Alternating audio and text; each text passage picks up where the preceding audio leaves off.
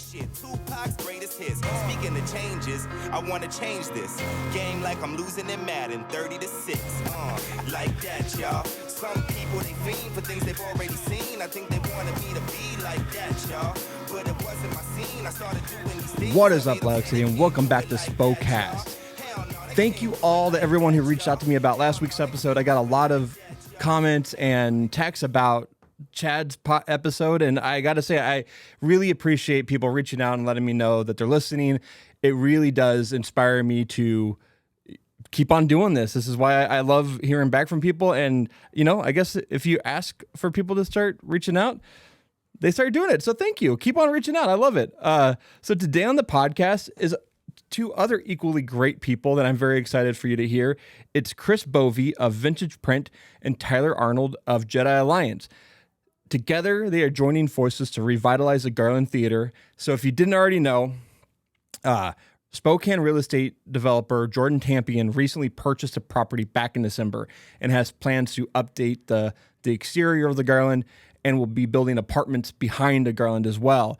And I wanted to have Chris and Tyler on to talk about the future plans for the theater, find out how the pair came to work together, and some of the obstacles that they've had to overcome to finally be able to take over managing the Garland. And for what it's worth, looking back on our conversation, the Garland is in just really, really, really good hands for the foreseeable future. And I can't think of two better people to be running the Garland and making it a really super cool space, and just so much art is going to be going into this space. You know, Chris obviously is going to be making really cool murals. Tyler's going to be bringing some of his arcade touch to the theater as well. It's gonna just bring a new life to the Garland that hadn't already existed, and they just have so many cool ideas that I don't really want to spoil them. You can listen to the podcast and find out more, and just kind of find out like this whole process it's been about a year that it's taken to like get to where they are today to finally be able to reopen the Garland the way they imagined it a year ago. If you want to learn more about how you can help support Chris, Tyler, and the Garland Theater, visit www.savethegarland.com. Follow the new Garland Theater Facebook page, and you can find all these links in the description of my bio. Before we get into the ad reads and the Patreon shout outs, I got to give a big thank you to Sean Widmer. He has been listening to the podcast for some time, I believe, and he's been a guest on this podcast back in August before he moved to Kentucky. He used to be Slim on the radio on the Coyote Country with Jay and Kevin, and he has been a big supporter of Spokast and shouting me out on his podcast, and I want him to return the favor and shout out Sean on this podcast and shout out his podcast, the Sean Widmer Podcast. You can find it on Spotify. It comes out every Monday, Wednesday, and Fridays. Each episode is about 15 to 30 minutes long, and he just talks about what's going on in his life with his kids, his wife, and like what he's currently into, from video games, TV shows, movies, really just a ton of pop culture talk. And to me, the podcast is a can't miss. Like, I will always tune in on my drive to work, and it's just a good time. And a lot of it's very topical of what's going on in the world. And I love Sean's perspective on things, and really gets me remembering things that I love. Like the other day, he was talking about all-time favorite movie soundtracks. You know, movie soundtracks don't exist anymore. And I mean, they do exist, but not on the level that they used to back in the 90s. And I believe he said Batman and Robin was his favorite soundtrack. It's a great soundtrack. I believe I had that one. But my favorite soundtrack from the 90s is Dr. Dolittle. It was an amazing album. It had Ray J on it. It had Aaliyah, Are You That Somebody, Timbaland, Genuine, the 69 Boys. So many great songs that like really, I was always in R&B and hip hop in the 90s, but like this was something that I had in my CD player constantly. So that's the kind of stuff Sean talks about on his podcast, and just makes you just relive times in your life of things he's talking about. And it's easy to relate to. I just love his podcast, and I can't shout him out enough. Go listen to it. It's on Spotify, the Sean Widmer Podcast. But before we go off the topic of Sean, he he sent me in a question about a month ago when I released my first episode of the year, letting everyone know that I was coming back from a brief hiatus. And he asked me this question that I've been asked a lot. And I feel like I should just put it out into the ether to let people know that this is who I want to have be on Spokast. And he said, who are the top 3 Spokane guests you'd love to get on the show in a dream world? Quickly, without much explanation, those 3 guests would be Alan Stone, amazing singer, Ryan Lewis, helped produce The Heist with the Macklemore, one of my favorite albums of all time, and one of the biggest actors in Hollywood today, Sydney Sweeney. Those would be absolute gets to have on the podcast. I think a couple of them are possible. Sydney Sweeney might be tougher, but who knows? We'll see. Maybe this will get back to her and she'll be like, oh, I want to go on Spokast, Brennan. But yeah, those would be my 3 Spokane guests. But, over the years of doing Spokast, I've been doing this for a little over 4 years now. And when me, Andrew, and Nate set to start making the podcast, we had a list of, people we wanted to get on, dream guests. And my dream guests early on were Adam Morrison and Chef Chad White, and I've had both of them on my podcast. So those were really cool gets for me. I would really love to also interview Chandler Baird of Spokane Eats. I've reached out to her. She will be on the podcast eventually. She had been on If Not Now When, a podcast I helped produce with Joshua Hassan, and so I wanted to give a little space between that episode and her being on Spokast, but she will definitely be on Spokast in the near future.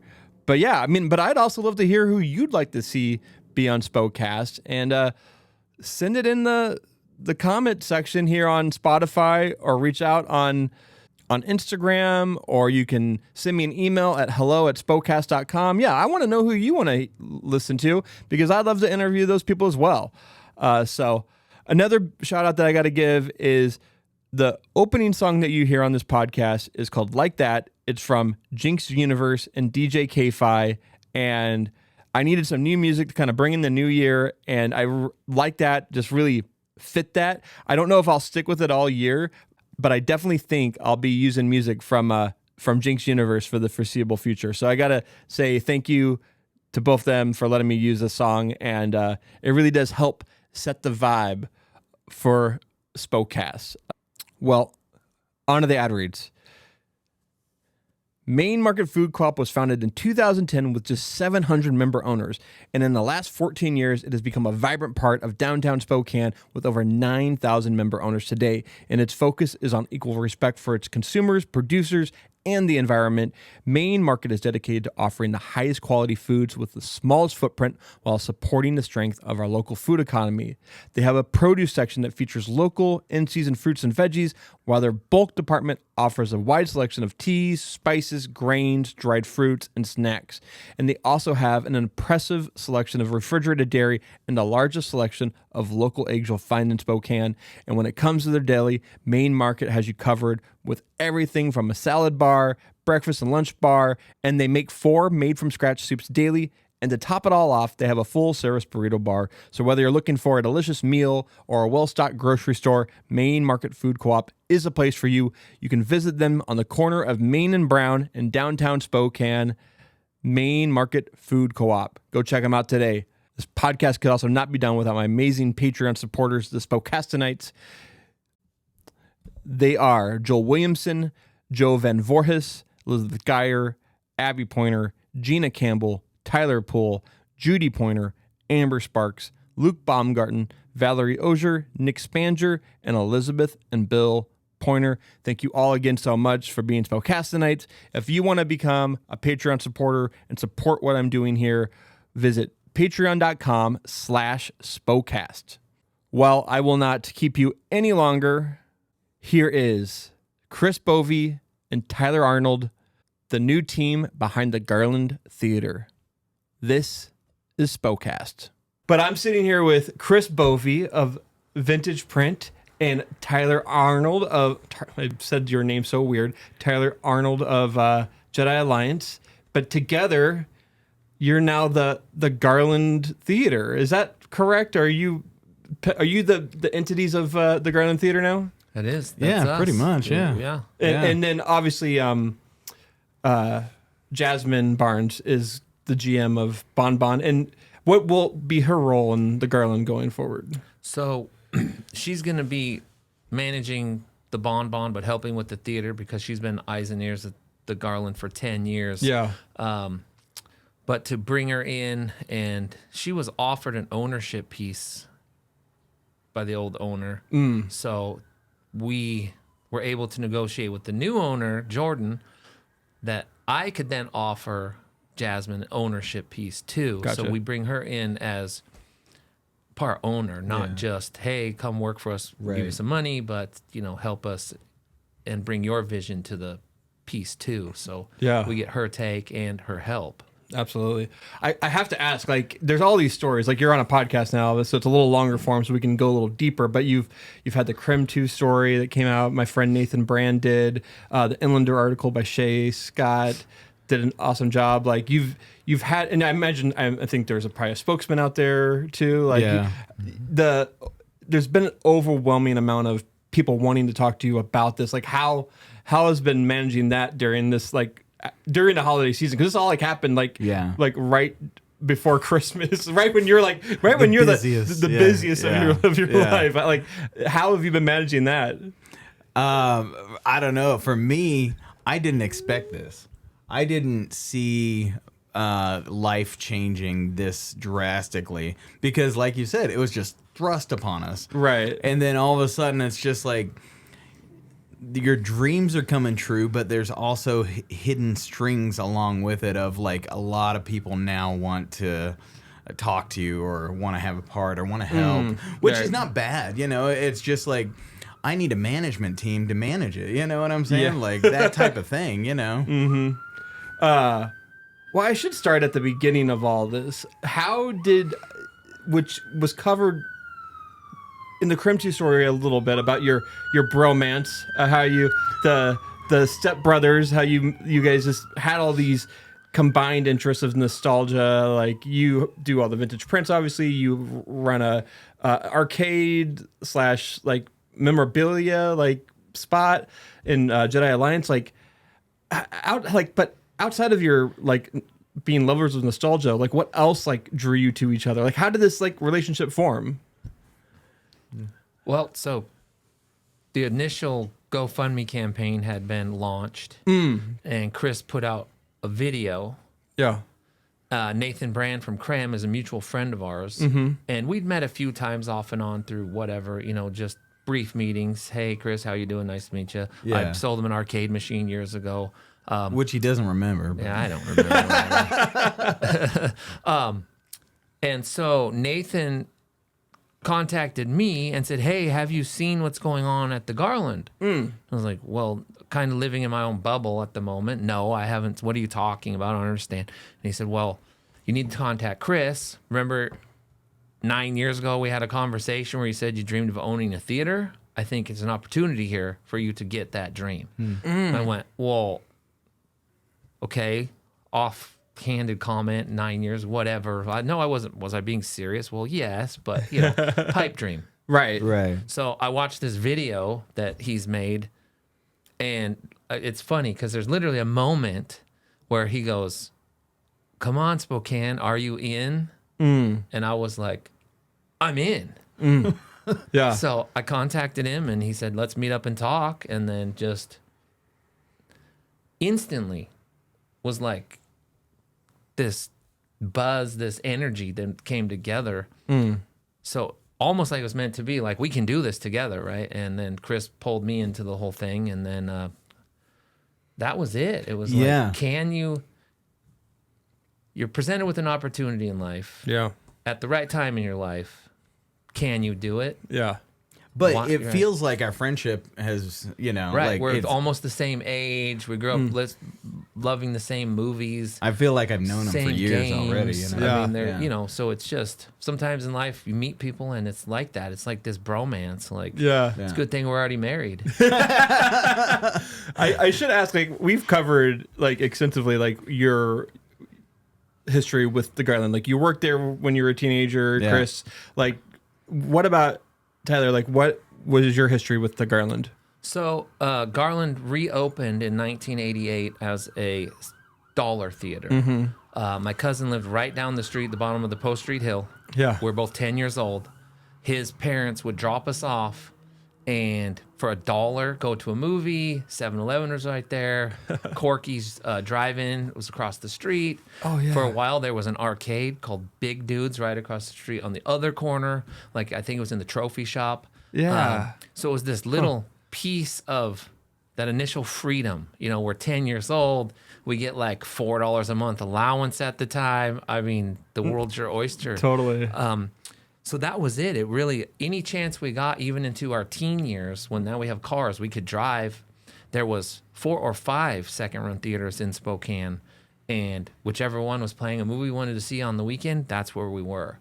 So the love of film and being able to leave your house without your parents, you fall in love with not just the movie, but the whole experience. And the Garland, for me, that was a huge part of my childhood. Yeah. So you hear COVID hits, Spokane loses so many classic businesses that we all loved going to, watching them get torn down, turned into drive-through noodle places, whatever. Yeah.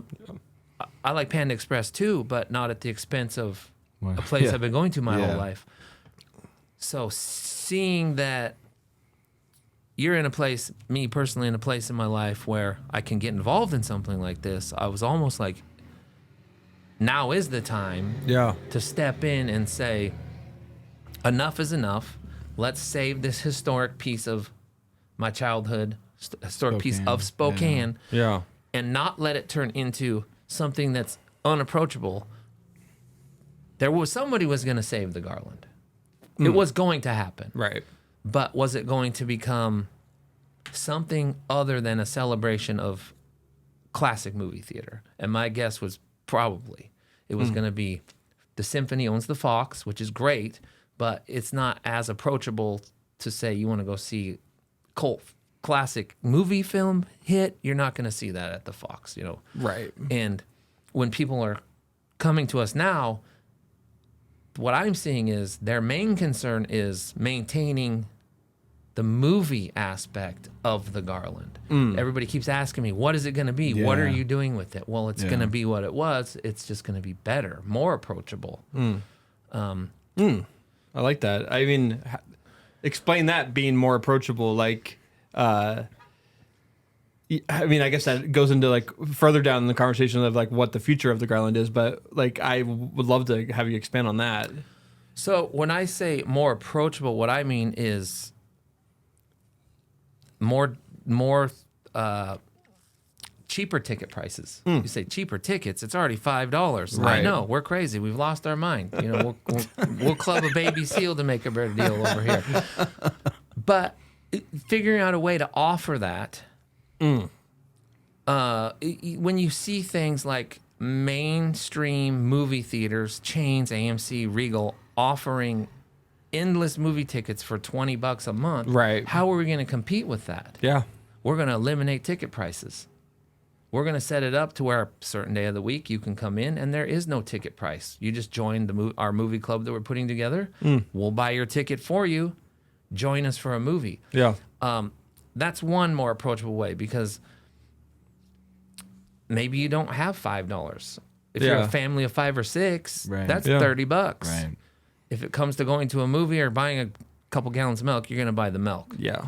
Other than that, I want to be more of a community theater, as in, if you have a good idea, we're willing to hear it. Yeah. If you've made a movie with your friends, and you want a screen to show it on, and you can bring it to us, and we can put a whole evening around that. Yeah. Why not? Yeah. So just more approachable in, we're open to hear your ideas. And if we can try it without losing money or having to, suffer to do it, why not try and do it? Right. As part of that, like you've talked about possibly making the Garland a nonprofit. That's where that lies, because that opens you up to different types of funding. Definitely. So, being a nonprofit, we can accept donations from people, donations from companies. There's grants from the government available, all kinds of these things. So if the bills are paid, we can take risks. Right. And what are those risks? Different kinds of entertainment that maybe we wouldn't have been able to offer otherwise. Yeah. And really, that's my goal. Pay the bills and then see what happens. What can we do?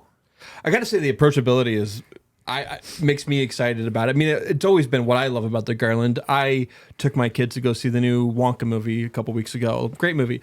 But when you go, you got to pay the ticket prices. You got to buy the popcorn. You got to buy all the stuff inside. Like all said and done, like this is people talk about this all the time about why they don't like going to movies anymore. It's like $100 for 4 people to go. And one thing I love about taking my kids to Garland is I can take them for the ticket price, and then we can get their kid like popcorn and drinks, and it all cost me about $30. Like that makes my life a lot easier and makes my kids have memories at the Garland. I mean, my kids have so many memories already at the Garland that like it's definitely something that going to movies is like, when you mentioned that, like as a kid, like going to the theater, like I went to Newport Cinema all the time. My parents would take me there. I would hang out for a day and see a couple movies, and then they'd pick me up in the summer. Like, and that was just my life. I have so many memories of seeing movies, and it is being taken away by streamers and by the cost of going to see movies right now.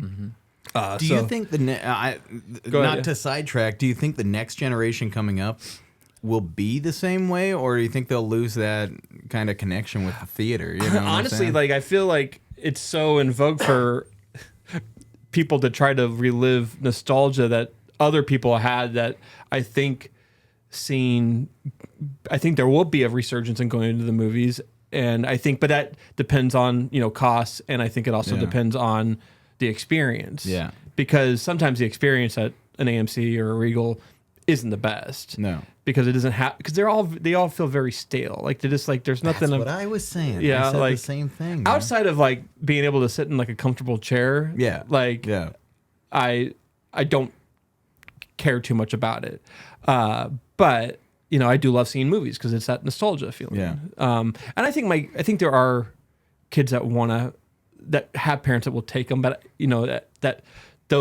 the amount of kids that aren't going to theaters now probably is a lot larger than it used to be, obviously. Yeah. But there's so many experiences to be had in a theater. And like you taking your kids is going to make a huge impact on them. Yeah, like I took them to see Twister at the Garland last year, and like I saw Twister in the front row at Newport Cinemas, and it was an experience I'll never forget. And my kids went and saw it, and we saw it at the Garland, and it's an experience I'll never forget because they got to see like an adult movie for the first time. That's cool. So that's what makes me excited about that aspect of it. I mean, going back to talking about the Save the Garland campaign, like Chris, like what originally like prompted that to like want to raise money to save the Garland? Because what can you explain what it was? Well, I think it's the same thing anybody would do, right? Like same thing you would do, same thing you would do. Like this theater has such a huge impact on all of our lives here that when the old owner came to me and said, "Hey, I'm thinking of closing it. Hey, it could be a Walgreens." And come to find out that was on the table as well. Right, it wasn't just hyperbole, but then you feel like, well, shit, you got to do something. You got to try something. You know what I'm saying? And sometimes the craziest things actually work. You know what I'm saying? Like, because like I was saying before, I had raised $15,000 to restore the Minghua sign after it fell over. And I was like, okay, this is just a bigger Minghua sign. It's something that everybody loves and something that everyone can rally behind. I had no plans in place other than like just use my name and put a video out and see what happens. And but I didn't know what was going to happen in the future with the Will I own any part of it? Will I just help out? Will it go towards the theater? Like, there were no plans along those lines in place. So, because the original goal of Save the Garland was to raise $300,000 to purchase the business from Catherine. Is that correct? Right. Yeah. And that was that's a lofty number. And you got to 20,000 in like a day, right? yeah. And then it's like sitting around 50 right now. Yeah, so. it's at $49,465. Yeah. Like that's I guess that kind of just shows you like the community and like how much they want to keep the Garland around. That's what I thought too. Like, but also like what was like your thought on, you just moved your business into the Garland district. Yeah. Like you were, at this time in March of 2023, like your business had only been there for what, 4 months? Yeah. And I imagine part of it is like, well, part of what drew me to this district was the theater. 100%. And I thought, if the theater goes down, my business will go down. Yeah. And all the other businesses on the entire strip are going to go down. Yeah. So there was that little selfish aspect, but also like that's the anchor for the entire block, man. It's like, so that turns into a Walgreens, and who's going to come? You know what I'm saying? It's like, I see people at my shop all the time get out of a movie and they come into my business. You know what I'm saying? Come into the shop. And families, lots of families. And like, I couldn't lose that. You know, that's the heart and soul of the entire district, you know? So. It's not the Garland district without the Garland Theater, I feel like. No, absolutely. So like during that time, that was when you two met, like, and what was like talk about that first event that you both co-sponsored. It was May the 4th, right? Like, was that the big event? So I had come in and met with Chris, and then we met Jasmine, and we were just talking, and I was like, well, May 4th is coming. Yeah. To my knowledge, Jedi Alliance is the only local business for the last decade that throws a Star Wars party on May 4th. Right? Yeah. So I was like, what are you doing May 4th? She's like, oh, we're showing Star Wars. I was like, it's awesome that you had that. New Hope, right? Yeah, New Hope. I said, that's great that you guys had the foresight to do that. However, this is the 40-year anniversary of Return of the Jedi. Yeah. If we don't show Return of the Jedi on that day, we're missing an opportunity here. And so from there, it's just, oh, that's a great idea. It threw together like one meeting. Everybody contacted their contacts there, and it sold out in less than 2 weeks. Yeah. Completely sold out. It was a smash hit, although there was a meeting that took place between the old owner, Chris, and myself about us taking over. That was supposed to be the day we got the keys. Oh, yeah, that's right. May 4th is your first. I forgot about We're going to launch you into this new ownership that's piece. right. You guys are going to have a running start. We have this huge event where, that day was, I don't even know what the final books were, after 500 sold tickets, all the concessions, yada, yada, a big influx of revenues to really keep the Titanic sailing, Yeah. Of course, as we know, that didn't happen because we were constantly getting emails. I'm going to send over those lease agreements this week. I'm going to send them over, and on and on and on. That's and that not an just, exaggeration. That pushed on and on and on. And So that never ending like communications with the former owner. Like it sounds like it was a roller coaster of emotions. It felt like a dangling of the carrot. Yeah. Okay. Yeah, that's like exactly you're the what it felt mule, like. you're never getting the carrot, but your little pat on the back keeps you chasing the carrot. Because in the meantime, Chris and I are working all the time together, talking about plans. Behind the scenes, I was working, trying to get grants in place. We were able to secure a grant with a Vista, $350,000 grant to replace the heating and cooling system because they're running the original boiler currently. And a Vista was like on board. We got that money and proposed it to the old owner. And at that point, she found it wasn't going into her pocket, no interest in it. So I'm going, what is going on? This is, we're trying to save this place. We're trying to get it running efficiently so you're not hemorrhaging money. Right. So it was 7 months of tomorrow. I'm going to get it to you Next tomorrow. week, Get it to you tomorrow. On and on and on. we had met a few times, negotiated the terms, and then she sent us the preliminary, here's the offer. I accepted the offer. And then I said, send me information so I can get the liquor license in my name. And then that was sent to me. Yeah. So we have the offer, the acceptance, and the consideration all in writing. In Washington State, at least, that is a binding contract, right? Right. Because people are like, why'd you keep working for 9 months? Well, because we have a contract. There were a few details that need to be finalized, like the lease need to be signed. I had a liquor license in my name, ready to go. Wow. I had to withdraw it from the state because we just never got a lease from her. She just would not send us the lease, so I had to withdraw the liquor license.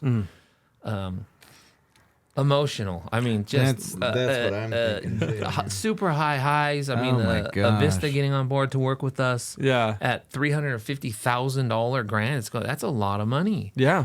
And then just these, okay, I'm going to send it to you this week. And then the week goes by, and then the month goes by, and you're going, we can't even get her to respond. Yeah. And then she responds, okay, I'm working on it. Yeah. Getting those, send them over soon. And then, okay, great, we're back in. Until the final blow came at what? October. End of August. Was it? Yeah, end of August. What happened in August? There was a phone conversation that I was privy to. Chris was talking to her on the phone. At first, it started as a speakerphone conversation. She was aware that I was standing there, asked him to take it off a speakerphone. The original deal was she was willing to give us the stocks of the corporation for the rent of the facility, right? If you rent it from me, I'll give you the corporation. You run the Garland. It's sinking anyways. This phone conversation, she stated, I can't just give away my business. I knew in that moment there's a letter, something coming that's going to be, give me money.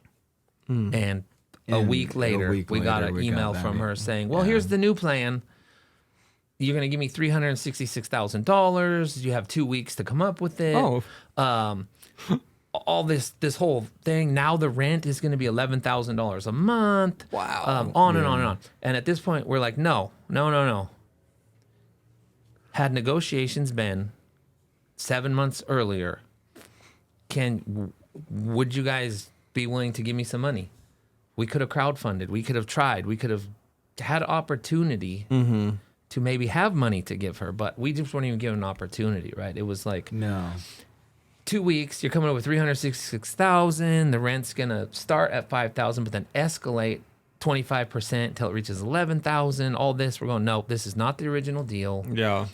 That's when the whole legal thing came in. We just hired a lawyer, had him draft one letter that said, we intend to hold you to the original deal, or we'll have to seek arbitration, mediation, litigation. And her response was, there never was a deal. Go ahead and sue me.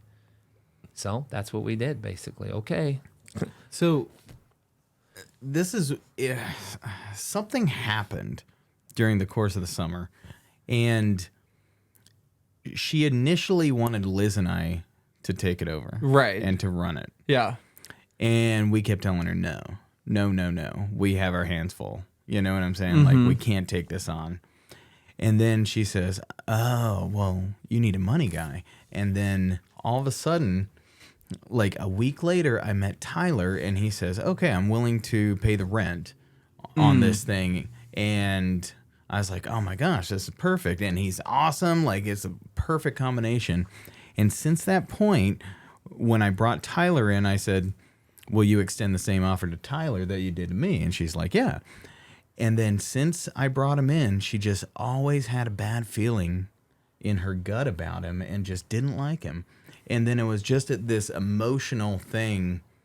As long as Tyler was involved, like, she wouldn't have anything to do with us. Like, she wouldn't return my calls, nothing, it was anything like that. But interestingly, behind the scenes, she's telling Chris, I don't trust him, and I've got a bad feeling about him. He's going to screw Chris over. I'm going to take advantage of everybody. Yeah. But then when it comes, all three of us get together. Oh, There's yes, we're moving yeah. forward. Yes, we're going to do this. Yes, on and on and on with the yeses. But then a week goes by, and behind my back, it's all, I don't know, I don't trust him, he's going to screw you over. Interestingly enough, in the end, the only person that screwed anybody over was her. So it's like the cheating wife that's like, you're cheating on me, and then lo and behold, she's behind this, she's the one, you know. Do you think like it was just, do you think she had like a game plan, or do you think she just didn't know, like she didn't want to give away the business for free? Is that like Yeah. I mean, not say for free, but like it seems like she just had regrets, or maybe she's just a bad business. So I think it's emotional. Emotional, okay. What I think it is, because people are like, well, maybe she's just a really cunning con artist. I said, no, because she never would put anything in writing.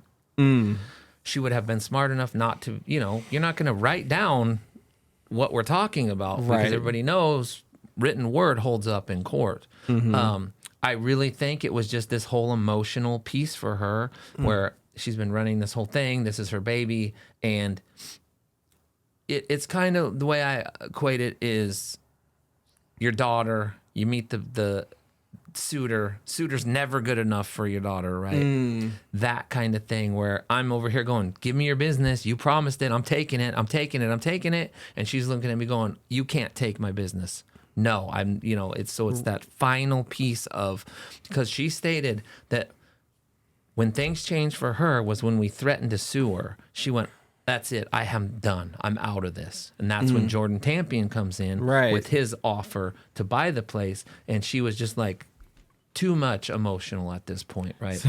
So can I talk about the Jordan Tampien part? Yes, please. I would love to know how this plays into like what the story of getting the Garland. So Tyler proceeds with his no. Like I told Tyler, like, hey, if you want to sue her, go ahead. I'm not a part of it. And the old owner comes to me and she says, hey, I'm going to go ahead and sell it to this guy, Jordan Tampien. And I would say a week goes by, and I start thinking in my head, I'm like, Tampien. It's like, I know a guy named Josiah Tampien here in Spokane. Oh, you didn't know Jordan Tampien? You didn't know who he was? No. Oh, wow. I had no idea who he was. But Josiah was my buddy. And so I just texted him. I'm like, do you know who Jordan Tampien is? And he's like, yeah, he's my brother, but we don't get along, things like this. And I said, well, would you mind at least connecting me? You know, and so a week or two goes by, and I finally connect with Jordan, and he says, yeah, it's all happening. We're going to move forward with it, but I have no interest in running the theater. Zero interest in running it. Like, he just wanted to go in there and play Xbox or something like that. Like, it's his own private living room, basically, right? Like, which I heard in my mind, like, oh my gosh, this is the opportunity. And but he had no idea what you and Tyler had planned with Catherine. No, I don't think so. Not until so behind the scenes, Jordan is buying the building, the whole property, the entire block from Catherine. They're going to close on Thursday. She was served my initial complaint lawsuit Wednesday. Wow. So she had to go to Jordan and tell Jordan, hey, I'm being potential lawsuit here. And he had to withdraw his purchase. He said, I can't buy the property if there's a lawsuit against it. I'm not getting involved. Then I can't assume any lawsuits or anything. Right. So the deal fell through. So Chris speaks to Jordan. Jordan's like, hey, work with me, and I can still purchase it. Yeah. But Chris calls me. I'm like, I'm not listening to anybody at this point without my lawyer present. He's so done with the whole thing. Yeah, totally. I was willing to hear it, though. I was like, at one point you told me, you said anything about the Garland has to go through my lawyer. And I said, fuck, that's the end of it. I was like, this is the end. And I said, you know what? And I said to Liz, I'm like, you know what? I'm just going to do it. And so I called his lawyer, Richard Lee. And Well, actually, at that point, it was Swindler, it was Mr. Swindler. Yeah, that. Yeah.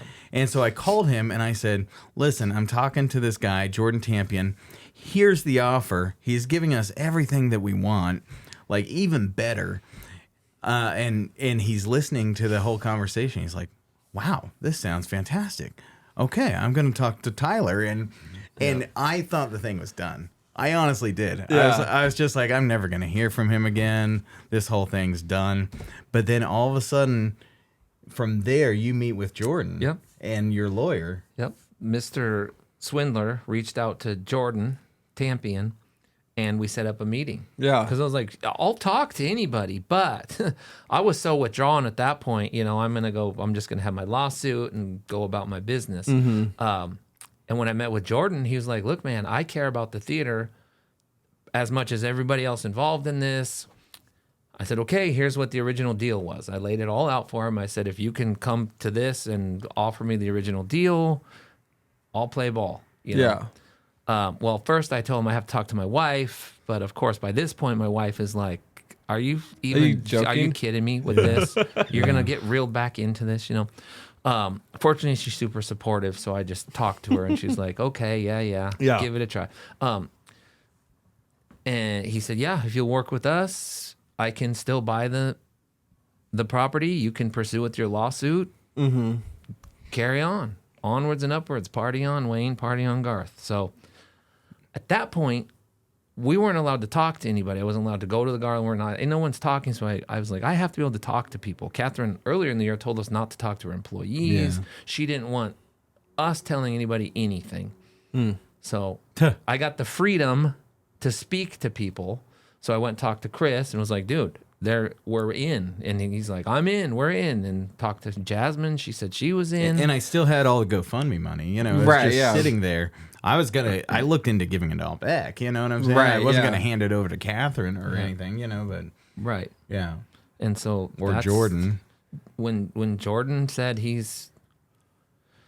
so to break it down, the way it is now, Yeah. Jordan bought the property because of the deal that I was fighting for from Catherine was that we own the Garland and all its assets. Right. So we own the projector, we own the seats, we own the popcorn machine. So Jordan Tampien is the owner of the property, and we are the owner of the Garland business and all its assets, Right. including the name, everything. We just, we were renting the property from Jordan. Jordan and I have an agreement because since I own all the assets, essentially, I could remove all the assets and then blow the lease.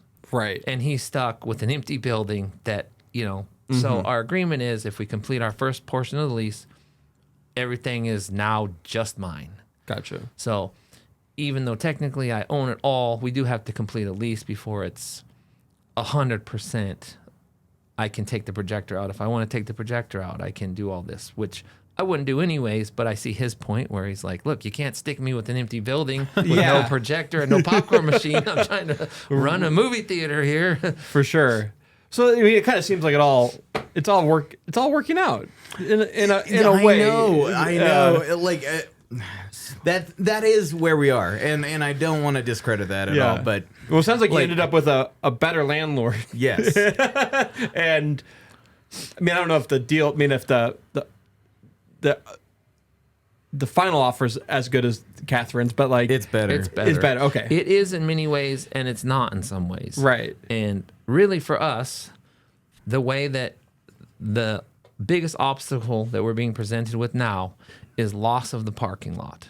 Gotcha. Yeah. So that is a major detriment to the Garland Theater. Yes. If we've got 550 seats that we're trying to fill, where are we going to put the 300 cars that it takes to get that many people to come there? Yeah. So we're going to have to be very clever once they build this large apartment building on that property. I see the apartment building as good for the property because Jordan has to be able to make profit off of that property. Right. Yeah. It's a money loser right now. And he's putting $9 million into the property. He's putting $500,000 just into the facade of the Garland to get it looking pristine like it did in 1945. Nice.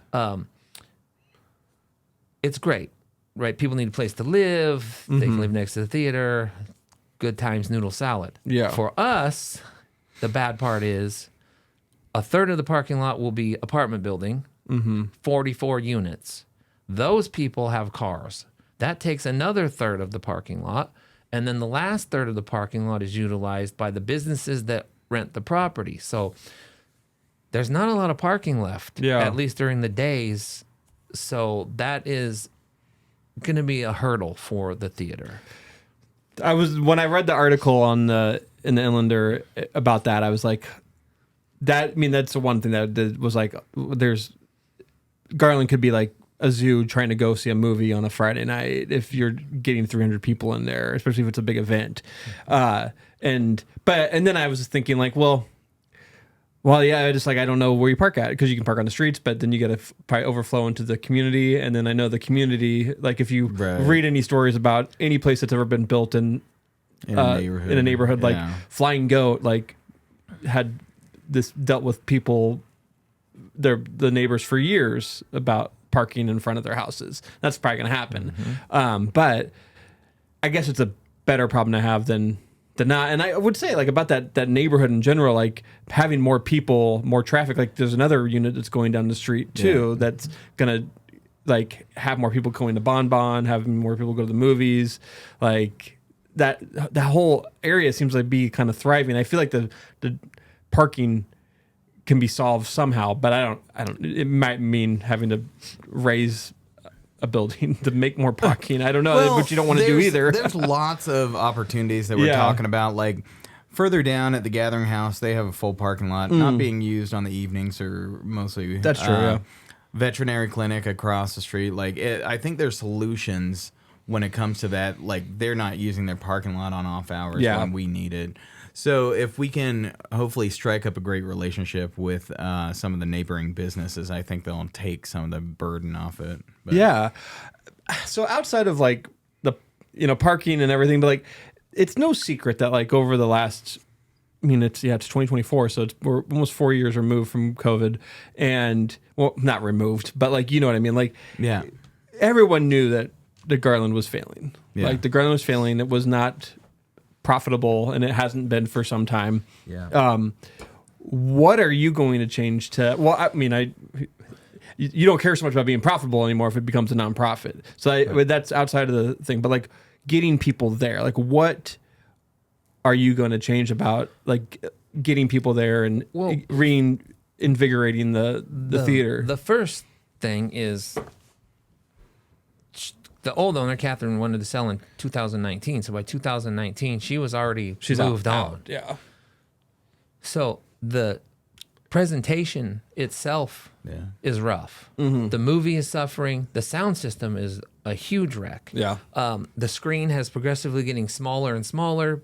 The curtains are, these kind of things. So we're opening up the screen as large as it can be. We're completely reworking the sound system. We want it to, yes, it's a second-run theater, but we want it to, you don't feel like you're suffering because you've come to the Garland Theater. It's a good show. It's good sound, good presentation. Yeah. Caring about the films that are being played. I mean, that's huge. If you're not a movie fan, why do you own a movie theater? Yeah. I think the old owner just happened to buy the movie theater at a time when a theater itself had enough draw. Didn't matter what you're throwing at the screen, right? People come out. Now we're in a completely different time where we have to be clever with what we're showing. She bought it when it was still a dollar theater. She bought it in 99. 99, there was no streaming. Right. I mean, there was only one way to get the newest film. Even a second-run film still was available before you could get it on video, VHS and then DVD. Yeah. So that's changed a lot now. Now the movies are available sometimes the minute they release to theaters. Right. Yeah. For us, what we're going to work on is the building itself as a show. Which is what we've already started working on now. Yeah. Just from the minute you step there, it's going to be a spectacle. It's going to be something you can't see anywhere else in town. we want people to talk about what they've seen in the lobby. Yeah. Oh, you got to go see this. I can't believe I've never seen something like that, you know? The celebration of film, from the minute you step in the door to the minute you leave, you're going to, people will be talking about what they've seen at the Garland Theater. They're going to tell people, you got to go see that place. One of my greatest memories of going to theaters is going there early and playing in the arcade. Like, is there plans? Like, I know you've put like pinball machines in there and stuff. Like, what? Like, is there any plans to like have part of an arcade there? And we are talking about it. We're working on it. There's some space that I think we could maybe get a small arcade set up in there. That the real thing with an arcade is maybe people play 1 or 2 games before you go to the movie. Right. But if we can get patrons of the Bon that are hanging out to go and play some pinball or that, I don't think the value really is in the money that's going into the machine. Right. It's the person hanging around having a couple drinks. Totally. Yeah, I mean, like, what else? Like, I mean, we always talk about the Garland being a second-run theater, meaning you show movies that have come out like weeks later. Like, not you're showing movies that came out probably a month ago at least. But there's nothing really stopping the Garland from being first run, other than like costs. But like, there are movies that you can show there first run. Like, is there hopes to maybe do some first run like indie stuff? So we haven't talked about the first run thing because what we're leaning into at the moment is, well, for one, I think this is the super excitement for Chris and I is Luke, the old manager, has moved back to town and he is helping us get the 34 millimeter. Oh, right. The projector, is up. It's up and running. We were watching trailers the other day from 2000. Awesome. So to book films, anniversary films on film, people haven't seen that in this town in a decade or more. No. And in the format, and you get the sound too, right? Yeah. The sound. I mean, like, you get the sound of the reels too. Like, you get like it all. The whole thing, right? That's awesome. And just knowing that, I mean, you can watch it through the window, you know, the whole thing. And just knowing that you're there as this event on an anniversary, watching the film, the way it was presented 50 years ago, I think we can, you know, a slightly more expensive ticket, maybe $10, can come see Texas Chainsaw Massacre. It's the 50-year anniversary Texas Chainsaw, presented on film, the way it was meant to be seen in all its terrible glory. A whole buzz, you know, just the fact that it's like putting a vinyl on. Yeah. Right, same thing. And we just got our hands on 89 Batman. Oh my God. Which is 35-year anniversary of 89 Batman. So that's events, crazy. Big events, hitting big anniversaries. There is, in the 50 years, there are so many films now that I think are still relevant, that people still want to see. We're fortunate to be taking over a theater at the time when I think people want to come back out. Totally. People want to see actual film.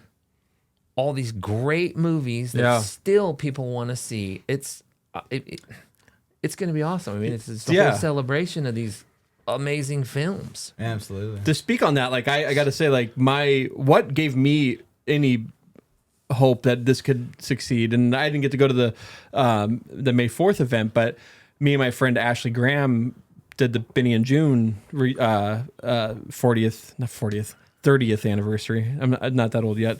And seeing the people that come out to support Benny and June and to be a part of it and to fill up that theater was just like, it was awe-inspiring, and it was just made me so hopeful that the Garland can exist with the nostalgia. Because, like, I feel like that is one thing, the movies I've seen there are nostalgia films, and I feel like that's what draws people there, is like they want to relive those 90s, 80s Where movies. can you see Benny and June on the big screen anymore? You can't. You can't. Right? It's impossible. It's impossible. And that's one thing. I love Goonies, don't get me wrong. Yeah. I love Sandlot, don't get me wrong. Yeah. But you see those over and over and over again. The major chains are playing throwbacks. Yeah, and it's that's true. always the same movies. Yes, they're great movies.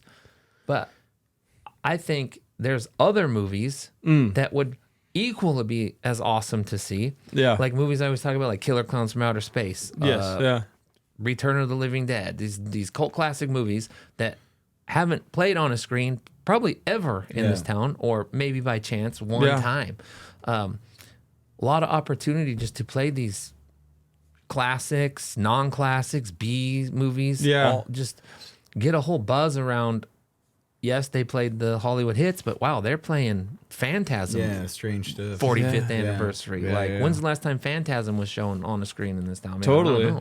I don't know. I saw the Castle in the Sky by Miyazaki, the Studio Ghibli film, and like I was blown away because I'd never seen. It was like the first experience I ever had seeing a Studio Ghibli film in the theater, and it was in a packed Garland. I think it was pre-COVID, but I was just like, this is what going to the theater is like, having an experience and experiencing movies like that for the first time, and movies that you wouldn't know. Like when you mentioned the Wes Anderson, like doing a Wes Anderson like fest, absolutely. Like I was just like, I would love to see any of those movies, like Bottle Rocket, like Tenenbaums. The Royal Tenenbaums, like again on the theater, on the screen, big screen. So like I love that. So like you want to keep it more nostalgia, like.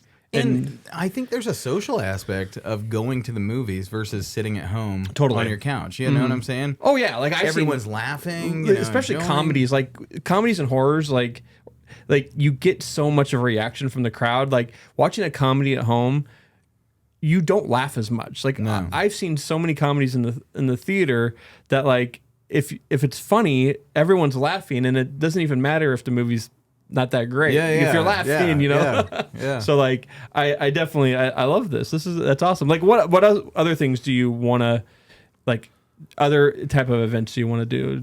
Anything particular? The comedy stuff. They already started the summer doing the first Thursday every month doing live comedy, which is great. We're going to expand on that and support that. You mentioned local filmmakers, and like I know like Josiah Carlson, he does the funny joke, or I think I might have messed that up. But and then he also does Spiff, the Spokane, not Spiff. He doesn't do Spiff. Excuse me. He does the Spokane Comedy Festival. Like, so do you want to do more stuff like that too? Yeah, definitely. Yeah, definitely. Like he said, we're open to anything. Yeah. You know what I'm saying? If you have a group of people that you've already compiled together and you need a place to bring those people, you've done all the hard work for us. Yeah, bring it to us, please. Because if we can sell you the popcorn and sell you the soda, pay our staff, pay the bills, we'd be silly not to let you in. You know, come bring it to us. Especially with something that is very artistic that we can open to the public. It's interesting, and I would like to see, because, you know, I watch movies my whole life, and I see, for me personally, I've always seen in movies, they're always going to like a cool fun house, or they're doing something. And we don't get a lot of that in Spokane, right? You don't get to see sideshow type attractions, really. And that's what I would love to see here, is just like, well, wow, here's this big Hollywood type event in my hometown that I can go to. You know, a lot of people, like even myself, I've never been to San Diego Comic-Con. I'm probably never going to go to Comic-Con. But Nathan O'Brien started the con in town, and it's huge. It's our little slice of con, right? And he does an awesome job with that. Amazing job. Yeah. That's the kind of thing that I envision seeing here, is creating these events that we can do on like a yearly basis. Yeah. That we're open to groups of, I don't know the answer to who that is. Right. They have to come to us a little bit. If you're out there listening, we're here waiting for you. So I want to ask you, what are you doing right now? I know like you were coming in covered in paint. Yeah. You're usually covered in paint just from your profession, but you're painting at the Garland. Like what's the process of getting the Garland up and running again? Because I know you're doing renovations, some updating. A lot of behind the scenes stuff is going on. A lot of paperwork has to get filed, things like that. Which I'm not handling, he's handling, thankfully. But when I first came into this, I had a very clear vision of what I thought the Garland could look like as far as a transformation goes. And it's just accentuating the great parts and then kind of, you know, painting lipstick on a pig. Like when I say that, like he was saying, it kind of deteriorated over the years. So I could just see all the flaws as soon as you walk in there, and you saw so much potential. And so as soon as we got the keys, I was just off to the races and talking to him. And he's like, yep, let's go for it. Let's do it. Like, so I'm not going to give a whole lot away. There's going to be more, there's going to be movie themed murals in there. Awesome. I would expect no less. Yeah. The bathrooms are getting themed movies, Nice. movie wise. There's going to be something really cool to see in the dome in the lobby of the Garland. Awesome. So, so I'm just kind of teasing that, but Totally. yeah, and there's going to be something really cool to see in the ticket booth that people are going to want to take pictures with. So That's yeah. awesome. I think that's the whole plan. Is he had a vision, Yeah. and then I had a vision, and putting our two visions together, They meshed well. yeah, They meshed really and well. giving people.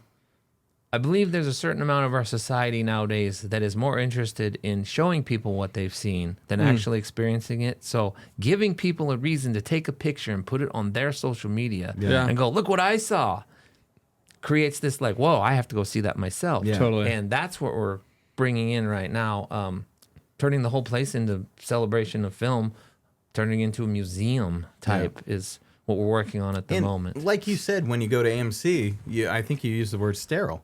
Yeah, it's very sterile. Yeah. It's very sterile. Yeah. And in a place where movies are shown, to have this office-like environment, you know what I'm saying? Going there, it's like it Well, just seems weird. And there's no personality anymore. You don't buy your Right. tickets from anybody. No. You the only interaction you have with anyone on staff there is you will scan your ticket and you will buy concessions. Yeah. And then that's basically it. And you walk to your movie theater and you do it and then you leave. Like there's just no experience to it.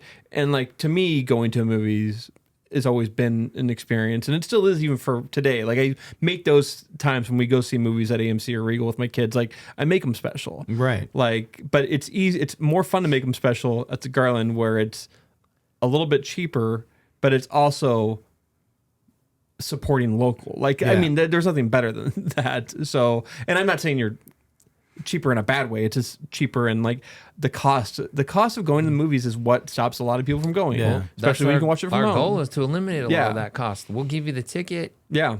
if you'll come, because then we know you're going to buy popcorn, you're going to buy soda, you're going to buy the where we make the real money, and Yeah. we'll, but there is expense to getting content. Yeah.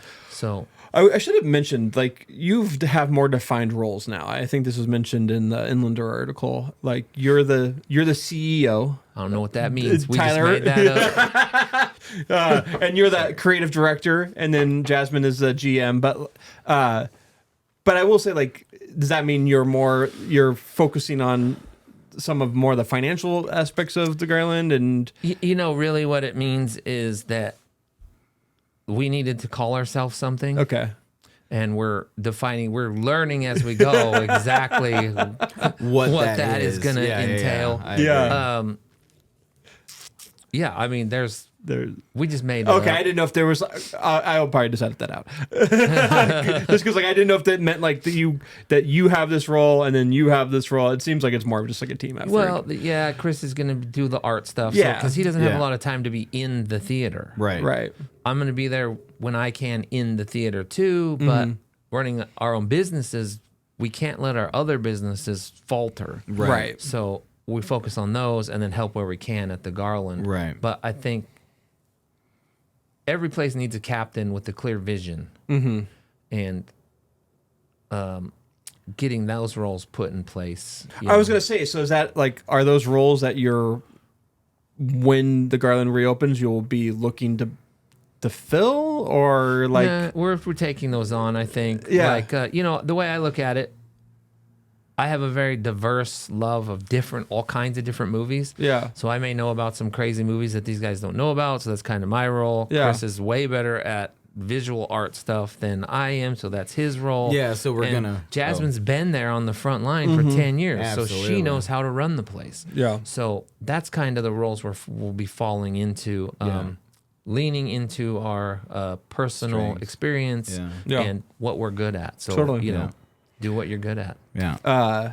So to kind of end this, I want to ask one question about the future of the Garland, and it's, I don't want this to be a negative thing, but like, what about like reopening the Garland are you extremely nervous for?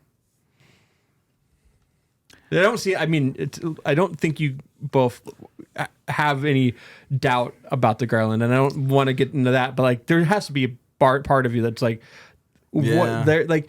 Tell something about like the people, like, because it is all supported by the people. Like, if people don't come back to the Garland, like, that's, you know, it is relies on the people to come there. But like, I'm sure that makes you nervous. But like, my biggest fear is, okay, we open up, it doesn't work, I have to close the doors. I'm the one accepting all responsibility for the financial contract. Yeah. So I'm going to be supporting this off of Jedi Alliance, supporting that, which means that I'll be hanging out at the Garland by myself watching movies at a pretty hefty monthly expenditure, which would be worst case, is that I'm just sitting up there like, okay, what do I do? How do I get money? Really financial is... I think the ideas are there. I think the crew is creative enough. It's just, what if there's no money coming in? yeah, And for me, I've had this fear from day one. There's something, I know to go down a spiritual path, but there's something sacred and holy about that place. And I was always afraid to be able to even put my hands on it, like creatively, if that makes any sense. totally. So that was, for me, that was a long period of getting over and talking to a lot of people and just kind of believing in myself and trusting, just trusting my gut a lot. So when we're talking about fear, like, there's probably going to be a lot of people that come in, old timers that haven't been in there in years, and like, what the hell did they do to my theater? You know, that type of fear. But I think everybody that we've shown it to so far that has come in and sees the vision, like, they're on board. Yeah. They're 100% excited about it. Yeah. So I think that's going to outweigh that. But Yeah. but that's just me being honest, you know. Yeah, I was gonna say, like, the naysayers are always gonna be there. I mean, as soon as the announcement was made that someone new bought, like, as soon as it was announced that Jordan Tampien bought the Garland, they're like, well, There it goes. there goes. The Yeah. Garland's going to get demolished for There goes the neighborhood. a complex, an apartment Yeah. complex. And which is, I wouldn't say it's partially true. I mean, it's kind of true because he's going to build a apartment complex, but like, it makes sense of why he's doing it. Makes But- financial sense. And like, but it's also like, I know Jordan, I don't know him personally, but I know him as a businessman, like, wants to conserve and preserve historic places in Spokane. Well, he won 2023 Historic Preservation Award. Right, yeah. So for him to be remodeling the outside of that building, Yeah. I mean, it's a major win. That's one piece that we were working on grants to fix up the inside to run a business. We weren't not going to have the finances in order to fix up the facade. I mean, that was going to be a whole nother chapter Yeah. of I chasing know. down money and this, and it's there. It's He's there. putting it into it. It's huge. And we don't have to do the labor. Totally. What I was going to ask, like, about the facade, like, is there a timeline for that? Like, is that Have you heard anything? He said as soon as it's warm out, more? Yeah. because there's peeling paint, there's broken Yeah. tiles. Pressure wash, man. It needs pressure washed, and the brick needs sealed. There's a lot of outside facade, and like according to the Inlander article, he is committing to $500,000 Yeah. in just facade for the Garland, which, I mean, that's a lot of money. That's a lot more of, money than I raised. we man. weren't going to be able to offer No. it to that. You know, we were like I said, a Vista to help the inside. There's another grant from the Historic Society to go into facade type things, maybe some electrical and this and that. But the outside was like, okay, I guess we're going to be peeling paint off. Nobody eat the flakes. Who knows what it's made of? Right. So, final question: what are you extremely looking forward to about reopening the Garland, and like what makes you hopeful that it will succeed? It's funny. It's kind of the same thing, actually. It's almost the same answer. Like, I'm excited about the people coming back and seeing and experiencing a whole new theater. Yeah. Like, from scratch. And just, especially kids, like, there's going to be so much that dazzles in that place. It's going to sparkle. It's going to shine again. So that's what I'm most excited for, is to see people's reaction when they come back and just be in awe. And like he said, you got to come see this. You got to come check it out. You got to just not even the movie part of it, just the theater, what they've put in there. For me, what I'm excited for is when I talk to people now, a lot of them that I talk to, the last time they went to the Garland, 20 they years were ago. like, "Guess the last time I'm coming here, this place has kind of got to the point where the show is not good. It's suffering, goodbye to the Garland in a way." Yeah. And just to bring them back in and be like, "Look, we're still here. It's better than ever. Yeah. What are you going to see at home? Yeah. Come out, come to a show." And two guys who love that place as much as everybody else does, I think it's going to just exude positivity. You know what I'm saying? Yeah. And it's going to be contagious, I mean, I gotta say, like, seeing all the comments on Facebook, because I read them, because I just love reading them, like, just because like They're real. they're real, They're and like, real. and I just like, and I love the people that are on there. They're like, no, that the people that are here are going to make this a better place, and I feel like I made a comment like that. I was just like, no, this is not true. Like, this is going to be better, like, and that's what makes me so hopeful. Is I know you, Chris, like, as like you put your heart and soul into everything that you do, and I wouldn't expect this to not succeed. I was gonna say not fail. That was not the right term. And Tyler, like, I don't really know you at all, but like I know Jedi Alliance, and I know how much you care about giving people experiences and having them be able to transport them back in time to experience like video games, and I didn't even know all the memorabilia you had. Like, it's freaking crazy. Like, it gives me a lot of hope, and I hope that people go back, and I hope they really, really support. And I imagine you have some plans in place of what that will look like, how they can support more. Like, the Save the Garland campaign is not over. People can still donate to it. Yeah. And every single dime goes right back into the building and Right. improving There's it, definitely making it things cool. that the Garland needs. yeah. And you think $49,000, wow, that's a lot of money. Well, when you start buying things that you need, just the necessities start eating into that quite rapidly. And commercial movie equipment is very expensive. Like, they've been running one projector for ever, since digital age. And they don't have backup. No backup. Nothing. Right. And what having a second projector would help greatly, but to source even a used projector of that caliber is $20,000. Right. And that doesn't include the interface. Fortunately, we already have the interface that we could run two projectors, one interface. Jeez. So that's the kind of thing. We need sound equipment, we need projector, we need a popcorn machine. I mean, the list just goes on and on and on.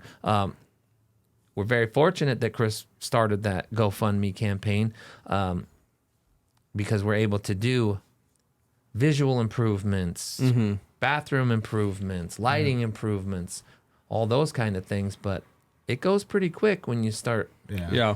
Even a gallon of paint nowadays is a $50 bill. Yeah. Well, I should leave you both with, like, I mean, you've already kind of gave your pitch, but like, I'd love to like just have you say, like, tell people like why you should come back to the Garland. Because I personally believe there's still magic in the movies. I'll just say that. Yeah. Like, don't think anyone should go to the movie theater and experience a sterile experience. You know what I'm saying? Like like we talked about the social aspect, there's something tactile with film and movies and experiencing everybody. Like I remember watching, the last time I saw this was Avengers, when Thanos died. Everyone in the audience just like burst into applause. Yeah. Like you don't see that at home. You don't get that same experience streaming. Like, so that's my pitch. Yeah. You'll come experience magic. I love that. Yeah. Yeah. Just let us entertain you. Yeah. Yeah. Let's share the love together, right? That's what it's about. You can sit at home and watch your favorite movie, but you can go to an audience up to 550 people. Half of them might not have seen it. Half of them have seen it. Just the reactions of somebody seeing it for the first time. That gives me a thrill. Yeah. Like, hey, I know about this cool thing you don't know about. I have to show it to you. Yeah. So sharing in the love of visual entertainment.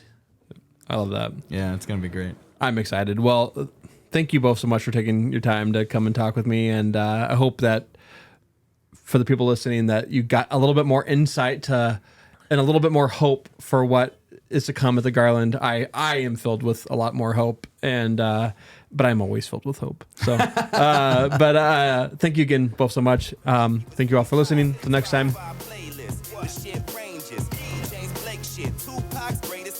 Speaking of changes, I want to change this game like I'm losing in Madden 30-6. Like that, y'all. Some people, they fiend for things they've already seen. I think they wanted me to be like that, y'all. But it wasn't my scene. I started doing these things that made them say they can't do it like that, y'all. Hell no, they can't do it like that, y'all. Hell no, they can't do it like that, y'all. Hell no, they can't do it like that. Hold up.